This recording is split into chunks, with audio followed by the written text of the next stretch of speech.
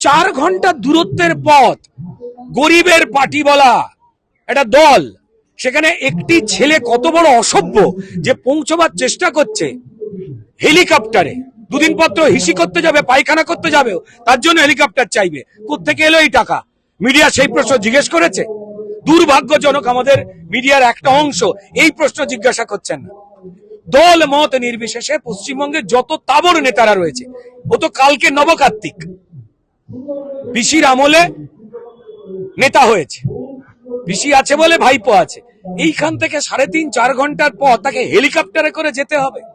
এটা কোন অসভ্যতামি আর কোন অসৎ পয়সার ঢালাও যোগান থাকলে একটা দলের 3-3.5 ঘন্টার পথ একটা লোক হেলিকপ্টারের জন্য বায়না করে অন্য রাজ্য থেকে হেলিকপ্টার ভাড়া করে নিয়ে আসে? ভাই, ওনার পিসি থেকে শুরু করে বাকি প্রত্যেকটা রাজনৈতিক দলের তাবর নেতা, যাদের কেশাগ্রের যোগ্যতাও এর নেই এই ছেলেটির, তারা কেউ কোনোদিন হেলিকপ্টারে গেছেন বা যান?